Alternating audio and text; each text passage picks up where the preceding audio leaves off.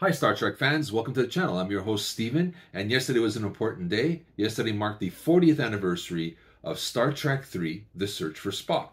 This was the first film to be directed by none other than Leonard Nimoy, the man who played Spock. And if anybody who was watching all these films, there was a running gag for many years that the odd-numbered films are horrible and the even-numbered films are good. So Star Trek III fell in that category of odd-numbered films, and I think it has struggled to find the love. The motion picture took many, many, many years, but it has found an audience, and people have learned to really love it and accept it and enjoy this film. Star Trek 3, hopefully with the 40th anniversary, it's going to get the same kind of love that it deserves. It's a great film on its own. I really enjoyed it. You know, basically we have that Spock has transferred his Katra into McCoy. Once the crew finds out that there's a chance in bringing Spock back, they go off to Genesis. But Genesis has become a kind of like a quarantine planet. You can't go there.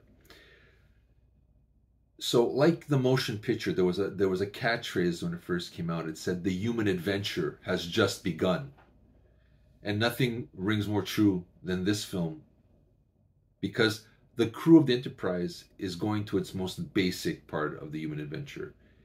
Is the dedication, the loyalty to each other. They've saved the universe a million times over. Now they're doing something personal. This is bringing back their friend, their family member. If there's a chance to bring them back, they're going to do it, regardless of the consequences. And I thought that was great. And that hasn't been addressed in a long time, or ever in the movies, how close these guys are and what they're willing to do, not just for the galaxy or for the safety of the universe, but for themselves and for this family that they created from their 5-year mission to these films. And I thought that was really great how Leonard Nimoy captured that in this film. It's fantastic. Everybody has a chance to, most everybody. I think Chekhov is the one that doesn't really have a moment really to shine, but Sulu kind of flips this guy over, shows, you know, he's resourceful. Uhura locks this guy in the closet and helps them out and says, you know, this is all fantasy. McCoy does a great impersonation of Spock. At one point, he goes to like a space cantina. It's kind of out of a scene of Star Wars, and he's trying to get a ship to go to Genesis, and he meets this guy who could fly him, and this character sounds very oddly like Yoda, you know, and he's like, Genesis is forbidden. You can picture Yoda doing this. It was a pretty cool scene. How DeForest Kelley kind of got the mannerisms of Spock down packed was really good. And William Shatner, Captain Kirk, is another one, a highlight of this film. Because Star Trek, the motion picture shows him back in the captain's, like this, his thing was always the captain's chair. That's his home. That defines him. That is what gives him his strength. And you know, he wants this chair all the time, right? So we saw that in the motion picture. Star Trek 2, he loses Spock. Like in all these adventures, how he cheats death and brings the crew home all the time. He loses for the first time, and Spock dies. So if there's a chance to get him back, he's going to do it, and he's going to try to fix the problem, right? Now in the third film, the Kirk's arc changes again, where he finds Spock, but Saavik, David are on the planet, and these Klingons go there. And one of the guys, played brilliantly by Christopher Lloyd, gets one of his henchmen to kill David. And that scene where Kirk realizes now that David is dead. He's just been reintroduced to his son that he never knew he had. And now he's lost him. He's got Spock again, but he's lost David.